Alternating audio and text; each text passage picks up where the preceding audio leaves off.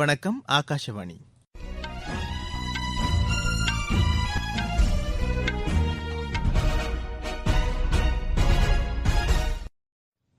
செய்திகள் வாசிப்பவர் முகமது. தலைப்புச் செய்திகள்: பிரதமர் திரு நரேந்திர மோடி குஜராத் மாநிலம் ராஜ்கோட்டில் அமைக்கப்பட உள்ள எய்ம்ஸ் மருத்துவமனைக்கு காணொலி காட்சி வாயிலாக இன்று அடிக்கல் நாட்டுகிறார். அரசின் பல்வேறு திட்டப்பணிகளை குறித்த காலத்திற்குள் நிறைவேற்றுவதற்கு நடவடிக்கை எடுக்குமாறு அதிகாரிகளுக்கு பிரதமர் திரு நரேந்திர மோடி உத்தரவிட்டுள்ளார். விவசாய சங்க பிரதிநிதிகளுடன் மத்திய அரசு நேற்று நடத்திய 6ஆம் கட்ட பேச்சுவார்த்தை திருப்திகரமாக அமைந்தது என வேளாண் துறை அமைச்சர் திரு நரேந்திர சிங் தோமர் கூறியுள்ளார். சிபிஎஸ்இ பொதுத் தேர்வுகள் தொடங்கும் தேதிகளை மத்திய கல்வி அமைச்சர் திரு ரமேஷ் பொக்ரியால் நிஷாங்க் இன்று அறிவிக்க உள்ளார்.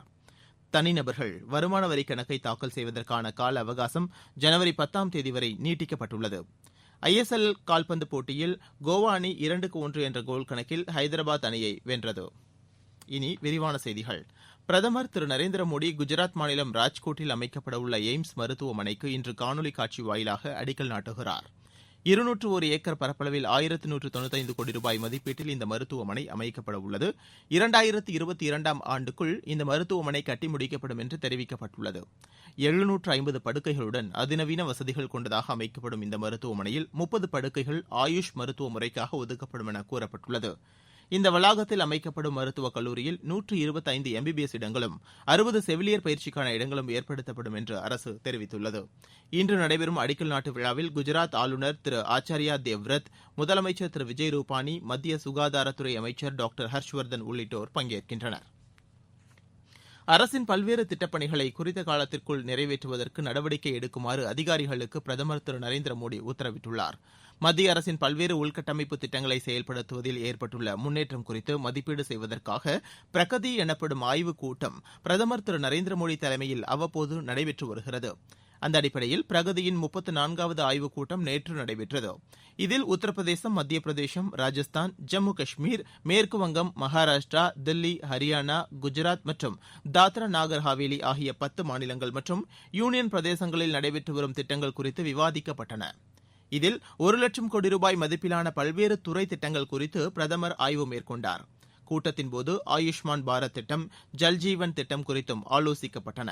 அப்போது மக்கள் பிரச்சினைகளுக்கு விரைவில் தீர்வு காண நடவடிக்கைகளை மேற்கொள்ளுமாறு மாநில தலைமை செயலர்களுக்கு பிரதமர் உத்தரவிட்டார்.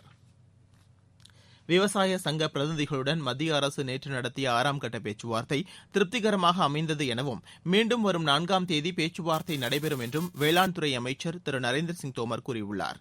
நேற்று நடைபெற்ற பேச்சுவார்த்தையில் மத்திய அமைச்சர்கள் திரு நரேந்திர சிங் தோமர், திரு பியூஷ் கோயல், திரு சோம் பிரகாஷ் உள்ளிட்டோர் பங்கேற்றனர்.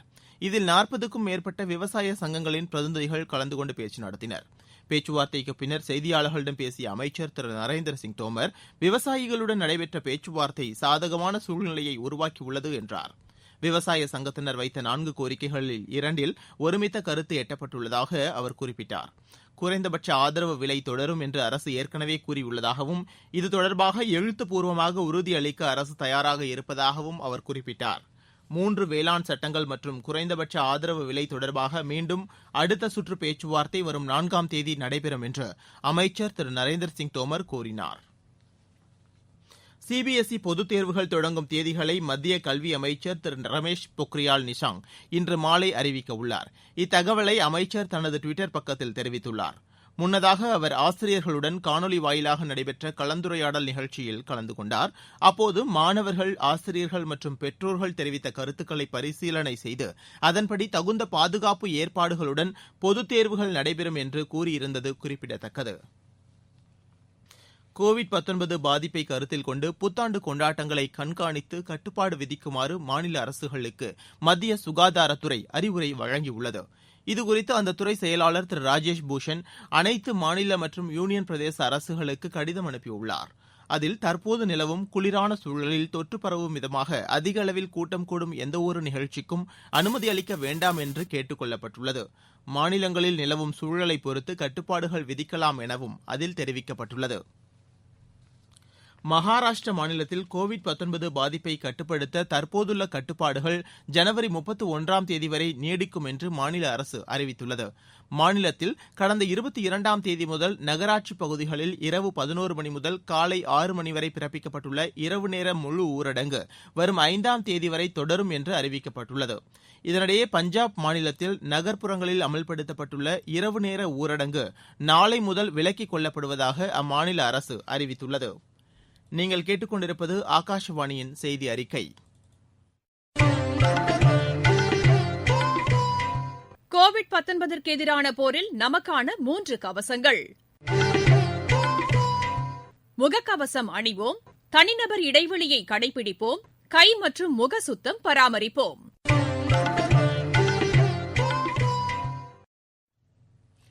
தனிநபர்கள் தங்கள் வருமான வரி கணக்கை தாக்கல் செய்வதற்கான கடைசி நாள் இன்றுடன் முடிவடைய இருந்த நிலையில் அதை ஜனவரி 10ஆம் தேதி வரை நீட்டித்து அரசு உத்தரவிட்டுள்ளது. இதேபோல் நிறுவனங்கள் மற்றும் கணக்குகளை தணிக்கை செய்து தாக்கல் செய்ய வேண்டியவர்கள் 2019-2020ஆம் ஆண்டுக்கான வருமான வரி கணக்கை தாக்கல் செய்ய பிப்ரவரி 15ஆம் தேதி வரை கால அவகாசம் வழங்கப்பட்டுள்ளது. கோவிட்-19 பாதிப்பு சூழல் காரணமாக ஏற்கனவே 2 முறை கால அவகாசம் நீட்டிக்கப்பட்ட நிலையில் தற்போது 3வது முறையாக காலக்கெடு நீட்டிக்கப்பட்டுள்ளது.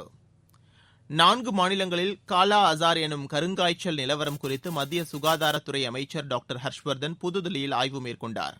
இதில் பீகார், மேற்குவங்கம், உத்தரப்பிரதேசம், ஜார்க்கண்ட் ஆகிய மாநிலங்களின் சுகாதாரத்துறை அமைச்சர்கள் பங்கேற்றனர்.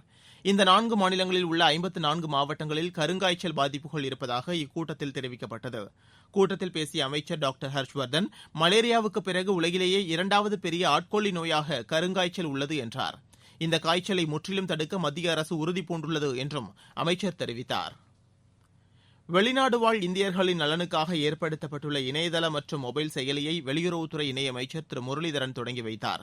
இந்த இணையதள மற்றும் மொபைல் செயலி வெளிநாடு வாழ் இந்தியர்களுடன் அதிக அளவில் தொடர்பை ஏற்படுத்தும் என்று கூறியுள்ளார். பல்வேறு நாடுகளில் உள்ள இந்தியர்களுக்கு வெளியுறவு அமைச்சகம் மற்றும் அங்குள்ள தூதரகங்கள் சிறந்த முறைகளில் பணிகளை மேற்கொள்ளவும், சிக்கலான சூழ்நிலைகளில் அவர்களுக்கு உதவவும் இவை மிகவும் பயனுள்ளதாக அமையும் என்று டுவிட்டரில் அமைச்சர் திரு முரளிதரன் குறிப்பிட்டுள்ளார். கோவிட்-19 பாதிப்பு சூழலுக்கு இடையிலும் நாடு முழுவதும் 83 புதிய துணை மின் நிலையங்கள் தொடங்கப்பட்டுள்ளதாகவும் 224 துணை மின் நிலையங்கள் மேம்படுத்தப்பட்டுள்ளதாகவும் மத்திய மின்துறை அமைச்சகம் கூறியுள்ளது. 2020ஆம் ஆண்டு மின்துறையில் மேற்கொள்ளப்பட்ட பணிகள் குறித்த அறிக்கையில் இந்த தகவல் தெரிவிக்கப்பட்டுள்ளது. இந்த ஆண்டு ஏப்ரல் முதல் நவம்பர் வரை 27,261 மின்மாற்றிகள் நிறுவப்பட்டதாகவும் அதில் குறிப்பிடப்பட்டுள்ளது. நவம்பர் மாதம் வரை சுமார் 2,80,00,000 வீடுகளுக்கு பிரதமரின் சௌபாக்யா திட்டத்தின் கீழ் மின் இணைப்பு வழங்கப்பட்டுள்ளதாகவும் அதில் தெரிவிக்கப்பட்டுள்ளது. கடந்த நிதியாண்டில் நாடு முழுவதும் 10,237 கிலோமீட்டர் தூரத்துக்கு சாலைகள் அமைக்கப்பட்டுள்ளதாக மத்திய சாலை போக்குவரத்து துறை அமைச்சகம் கூறியுள்ளது. 2020ஆம் ஆண்டில் மேற்கொள்ளப்பட்ட முக்கிய பணிகள் குறித்து அந்த அமைச்சகம் வெளியிட்டுள்ள அறிக்கையில், நடப்பு நிதியாண்டில் நவம்பர் மாதம் வரை 6,207 கிலோமீட்டர் தூரத்துக்கு நெடுஞ்சாலைகள் அமைக்கப்பட்டுள்ளதாக தெரிவிக்கப்பட்டுள்ளது. அடுத்த 5 ஆண்டுகளில் 60,000 கிலோமீட்டர் தூரத்துக்கும் அதிகமான தேசிய நெடுஞ்சாலைகளை மேம்படுத்த திட்டமிட்டுள்ளதாக அதில் குறிப்பிடப்பட்டுள்ளது. நாட்டில் 7,000 கோடி ரூபாய் மதிப்பீட்டில் தனிநபர் பாதுகாப்பு கவச உடைகள் உற்பத்தி தொழில் வளர்ச்சியடைந்துள்ளதாக மத்திய ஜவுளித்துறை அமைச்சகம் கூறியுள்ளது. 2020ஆம் ஆண்டு ஜவுளித்துறையில் மேற்கொள்ளப்பட்ட முக்கிய நடவடிக்கைகள் மற்றும் அந்த துறையில் ஏற்பட்ட வளர்ச்சி தொடர்பாக அந்த அமைச்சகம் வெளியிட்டுள்ள அறிக்கையில் இந்த தகவல் தெரிவிக்கப்பட்டுள்ளது. இந்த ஆண்டில் 1,480 கோடி ரூபாய் மதிப்பில் தேசிய தொழில்நுட்ப ஜவுளி இயக்கத்திற்கு ஒப்புதல் அளிக்கப்பட்டதாகவும் அதில் குறிப்பிடப்பட்டுள்ளது. ரயில்வே வாரிய தலைவர் திரு வி கே யாதவுக்கு 2020ஆம் ஆண்டின் சிறந்த பொறியாளர் விருது வழங்கப்பட்டுள்ளது. ரயில்வே துறையில் நவீனமயமாக்கம் மற்றும் சீர்திருத்தங்கள் ஆகியவற்றில் மிகச்சிறந்த பங்களிப்பை அளித்ததற்காக அவருக்கு இந்த விருதை பொறியியல் மற்றும் தொழில்நுட்ப நிறுவனம் வழங்கியுள்ளது. ISL கால்பந்து போட்டியில் கோவா அணி 2-1 என்ற கோல் கணக்கில் ஹைதராபாத் அணியை வென்றது. புத்தாண்டை முன்னிட்டு இன்றும் நாளையும் போட்டிகள் நடைபெறாது. 2ஆம் தேதி நடைபெறும் போட்டியில் மும்பை அணி கேரளா அணியை எதிர்கொள்கிறது. மீண்டும் தலைப்புச் செய்திகள். பிரதமர் திரு நரேந்திர மோடி குஜராத் மாநிலம் ராஜ்கோட்டில் அமைக்கப்படவுள்ள எய்ம்ஸ் மருத்துவமனைக்கு காணொலி காட்சி வாயிலாக இன்று அடிக்கல் நாட்டுகிறார். அரசின் பல்வேறு திட்டப்பணிகளை குறித்த காலத்திற்குள் நிறைவேற்றுவதற்கு நடவடிக்கை எடுக்குமாறு அதிகாரிகளுக்கு பிரதமர் திரு நரேந்திர மோடி உத்தரவிட்டுள்ளார். விவசாய சங்க பிரதிநிதிகளுடன் மத்திய அரசு நேற்று நடத்திய 6ஆம் கட்ட பேச்சுவார்த்தை திருப்திகரமாக அமைந்தது என வேளாண் துறை அமைச்சர் திரு நரேந்திர சிங் தோமர் கூறியுள்ளார்.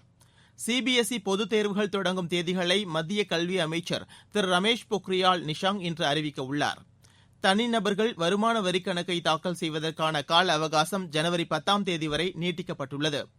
ஐஎஸ்எல் கால்பந்து போட்டியில் கோவா அணி 2-1 என்ற கோல் கணக்கில் ஹைதராபாத் அணியை வென்றது. இத்துடன் இந்த செய்தி அறிக்கை நிறைவடைகிறது. எமது செய்திகளை உடனுக்குடன் AIR News_Chennai என்ற ட்விட்டர் பக்கத்திலும், செய்தி தொகுப்புகளை all India radio news Chennai என்ற யூடியூப் சேனலிலும் அறிந்து கொள்ளலாம்.